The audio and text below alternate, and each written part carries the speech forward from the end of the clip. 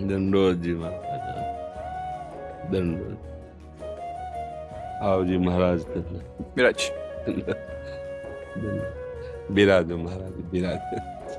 आप कह रहे थे पहचान लेंगे कि नहीं पहचान लेंगे, इसलिए आपके पास आए।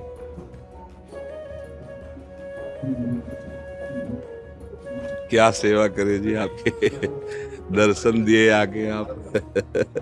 बड़ी कृपा करे। बहुत अच्छा बहुत अच्छा। नहीं, हमको भी बहुत अच्छा लगा, आप दर्शन दिए आके।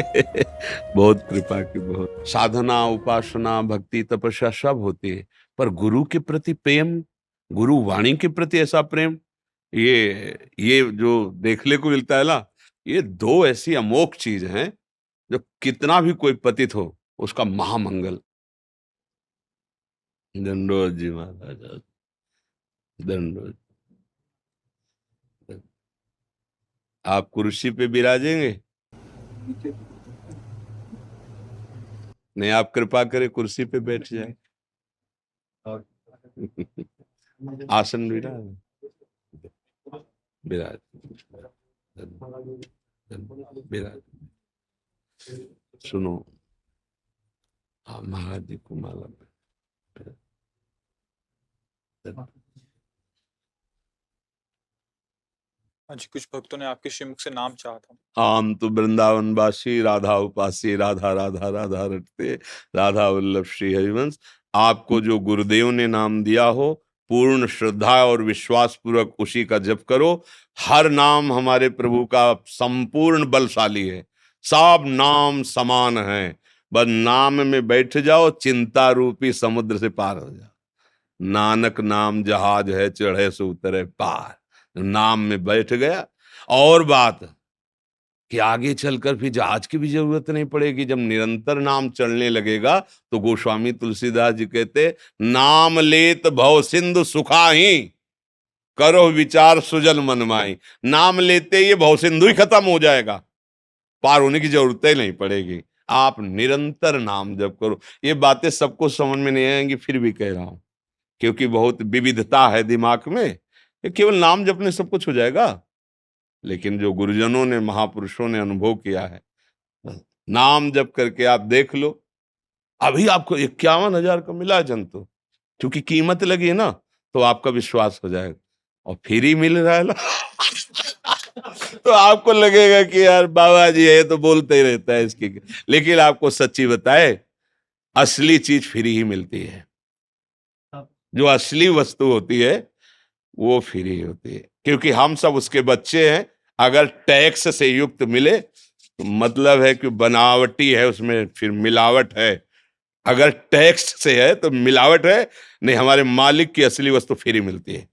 देखो, फ्री वायु, फ्री वायु, ये भूमि, जल, जो हमारा जीवन हमारे मालिक ने फ्री किया। ऐसे फ्री कल्याण, कल्याण में कोई फीस नहीं है, परमानंद की कोई फीस नहीं है। बस तुम चाह करो तुम्हें मिल जाएगी। इसीलिए जल्दी इसको लोग ग्रहण नहीं करते। लेकिन तुमसे कह रहे राम बोलो, कृष्ण बोलो, हरि बोलो, राधा बोलो, जन्म जन्म की बिगड़ी बन जाए। ये रोज सुनते हैं यार, ये तो सुनते ही रहते हैं, कभी काम नहीं बना, सब ऐसे ही कहते चले आए हैं। आपने कभी प्रयोग किया? कभी एकांत में बैठ कर रोए प्रभु से? एकांत में उनका चिंतन एक तार किया? 1 मिनट भी करके देख लो, 1 मिनट भी। ये हृदय की बात कहते। एक शिष्य ने बड़ी सेवा की गुरु जी की, एक जनरल आदमी से आके, उसको भाव था कि संत महात्मा आशीर्वाद दे दे तो धनी हो जाए। धन मिलना कोई बहुत बड़ी बात नहीं, बहुत छोटी बात है। ये लौकिक सब, ये थोड़े सुकृत में हो जाते हैं। तो एक दिन बहुत प्रसन्न हुए संत और कहा, बेटा मैं बहुत तुमने सेवा की, क्या चाहते हो? बोले, गुरु जी धन की आकांक्षा थी, सोचते सबसे बड़े धनी बन जाए। सबसे बड़े धनी?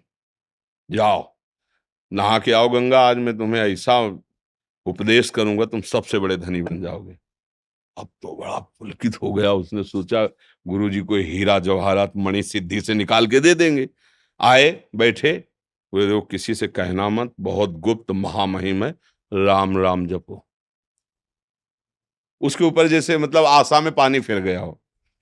बोला यार मतलब बरसों की सेवा में गुरुजी ने फुसला दिया।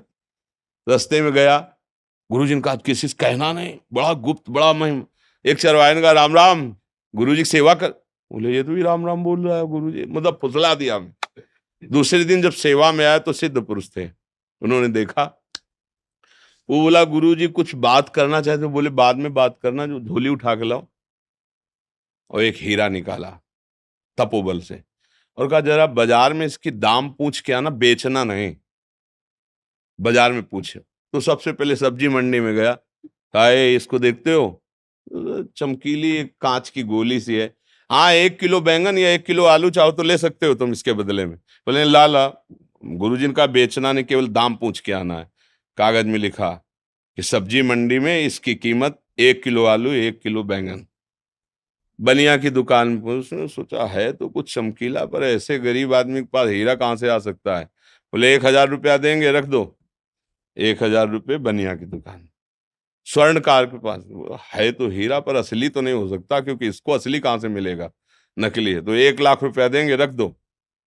अब उसकी कीमत बढ़ती चली, 1,00,000 रुपये। और जब शहर के सबसे बड़े जौहरी के पास गया तो बोले तुम्हें सच्चाई से बतावें, हमारी पूरी दुकान का सोना और सब ले लो तो भी इसकी कीमत के बराबर नहीं, तुम जो चाहो ले लो, हमारे पास इसकी कीमत नहीं, ये अमूल्य हीरा है। लौट के गया, बोले गुरुजी ये तो अमूल्य हीरा है। बोले कैसे जाना। बोले सबसे बड़े जौहरी के पास जब गया, सब्जी वाले के पास गया तो कह रहा था 1 किलो बैंगन। तो बोले अगर हम कह देते बेचे आओ तो तुम 1 किलो आलू बैंगन लेके आ जाते। जब तुमसे कहा बेचना नहीं तो तुम बढ़ते चले गए। फिर असली जौहरी ने, ये भगवान नाम कोई जो वीतराग परमहंस भगवत प्राप्त महात्मा वही जानता है नाम की कीमत। समझ रहे हो? हीरा की कीमत जैसे जौहरी जानता है, ऐसे कोई फकीर जानता है। भगवत अनुराग में मस्त नाम का क्या फल, अमोघ फल है, महामहिम है, बस विश्वास कर लो। जो तुम्हारा भाव राम कृष्ण हरि से जो नाम प्रिय लगे खूब जपो। हम तो राधा राधा जपते, क्योंकि हमें वृंदावन की कृपा प्राप्त हुई है, तो राधा रानी के चरणों का आश्रय, और राधा राधा राधा। क्या सेवा करे जी आपके दर्शन दिए आके आप बड़ी कृपा करिए, बड़ी कृपा। आओ जी महाराज, विराज। विराजो महाराज, विराज। धन्यवाद। आओ जी विराज, बड़ी कृपा की, आप दर्शन दिए आके, बड़ी कृपा की। ये पहले महाराज को उठा के आओ, ये हमारी लाडली जी की प्रसादी वस्त्र है। हाँ, श्री जी की, ठाकुर जी की प्रसादी। जय हो मेरे प्रभु, आपकी जय। हमें बड़ा सुख मिलता है, जैसे आप लोगों के दर्शन करते हैं ना, बहुत अच्छा लगता है, क्योंकि गुरुवाणी और भगवत स्वरूप, गुरु स्वरूप, साहब स्वरूप ग्रंथ की जो भावना देखे ना, वो मतलब हृदय हमारा उसमें बलिहार हो जाता है, चंवर डुल रहा है उनके सामने वंदना, और मतलब हम इस पर न्यौछावर हैं जिसे ना, और जिसे साधना उपासना भक्ति तपस्या सब होती है, पर गुरु के प्रति प्रेम, गुरु वाणी के प्रति ऐसा प्रेम, ये जो देखने को मिलता है ना, ये दो ऐसी अमोघ चीज हैं जो कितना भी कोई पतित हो उसका महामंगल। वैसे भी शास्त्रों में मोक्ष मूलम गुरु कृपा, गुरु कृपा से ही, तो गुरु वाणी और गुरु कृपा, ये दो बात हमको बहुत पकड़ में आई। अच्छा, गुरुवाणी में सब महापुरुषों की वाणी, सब संतों की वाणी, तो हम जैसे आप लोगों को दर्शन करते तो हमें एक सुख मिलता है कि गुरु वाणी का आदर और गुरु का आदर। जैसे आपस में मिलते हैं तो भगवान नाम उच्चारण करते हैं ना, जब आप मिलते हैं आपस में तो आप कहते हैं वाहे गुरु का खालसा, वाहे गुरु जी की फतेह, वाहे गुरु परमेश्वर ही है, वही परब्रह्म परमात्मा। पर उसको गुरु स्वरूप में स्वीकार करो, उसको गुरु वाणी के रूप में स्वीकार किया गया।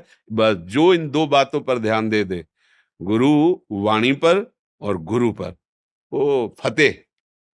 हाँ, वो माया पर फतेह प्राप्त, वो काम क्रोध लोभ मोह मद मत्सर इन सबको जीत लेता है। इसमें ये जो बौद्धिक भेद है ना, ये सब मायाकृत है। हम सब चराचर जगत उसी मालिक के हैं, एक ही है वो एक ही है, वो सत्य है। उसी सत्य के हम सब सत्य अंश हैं, आंतरिक। अपने स्वरूप को ना पहचानने के कारण मैं तू, मेरा तेरा, और ये भेद जो हो गया, इसी का नाम माया है। और इसी भेद को जो मिटा दे, राग द्वेष को मिटा दे, वही गुरु स्वरूप है, वही आत्म स्वरूप है, वही फतेह को प्राप्त हो गया, वही मंगलमय हो गया है। बहुत अच्छा थे, बहुत अच्छा। नहीं, हमको भी बहुत अच्छा लगा, आप दर्शन दिए आके बहुत कृपा की, बहुत। राधे श्याम राधे। बोले सोनिया। जय वाहेगुरु जय जी का खालसा, वाहेगुरु जी की फतेह। जय जय श्री हरि। एक मेरा प्रश्न था, मेरे को जैसे पहले थे ना जिज्ञासु, पहले पहले शुरू में लगा सवाल भगवान से कि भगवान आप मेरा मार्गदर्शन ऐसे करें, अब मेरे को ये सब चाहिए। अब कोई कह भी दे ना, मेरे को भगवान से मांगने का मन नहीं करता। हाँ, ये उत्तम बात है। नहीं, वो सर्वज्ञ है ना, सर्वांतर्यामी है, उससे क्या तो मांगना। मेरे सर जैसे हम सभी में देखते हैं, मेरे को भक्ति का मार्ग एक ही दिखता है। जी हाँ, तो एक ही है, एक ही है, उसमें अंतर थोड़ी है।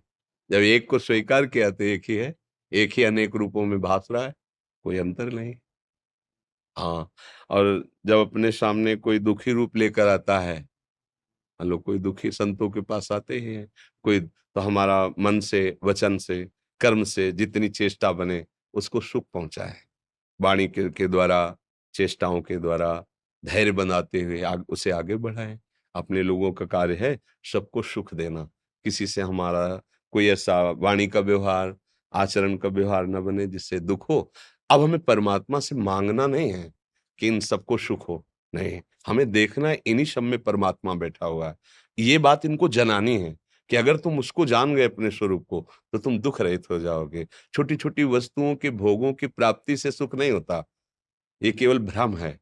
सुख तो अपने स्वरूप से में होता है, क्योंकि भगवान के हम बच्चे हैं, अंश हैं, तो हम जब तक अपने प्रभु से नहीं मिलेंगे तब तक हमारा विश्राम नहीं होगा। गोस्वामी जी कह रहे हैं कि पायो परम विश्राम, राम समान प्रभु नहीं कहूं। जैसे आप लोग, आप सब जन कहते हैं, जो बोले सो निहाल। नहीं, निहाल मतलब परम सुख, परम आनंद। अब कोई बंधन नहीं, कोई शोक नहीं, बस उसी को समझाना है। अपने लोगों का कर्तव्य जो गुरु वाणी से मिला है, जो गुरुदेव ने हमें समझाया है, हम अपनी समझ इनकी समझ में डालें, इनकी समझ को पलटे। जो समझ भोगों में प्रबल होती है, वो पापाचरण करती चली जाती है, फिसलते चले जाते हैं। हमारा कोई एक भाई फिसल करके ऐसे गड्ढे में गिरे जहां से निकलना मुश्किल है, तो ये ठीक नहीं है। हम कोशिश करेंगे, हम उसके आगे झुकेंगे, उस पर हाथ जोड़ेंगे, उससे नाराज होंगे, उससे दुलार करेंगे कि वो ऐसे मार्ग में ना जाए जहां दुख पहुंचता है। बस हम प्रभु से मांगेंगे नहीं, क्योंकि मेरे ही प्रभु सब रूपों में बैठे, हमें ऐसा भाव देखना है। जैसा आपने कहा, मुझे लगता है सब एक ही भक्ति है। हाँ, एक ही प्रभु है, एक ही ईश्वर है, उसी की भाव के द्वारा अलग अलग आराधना हो रही है।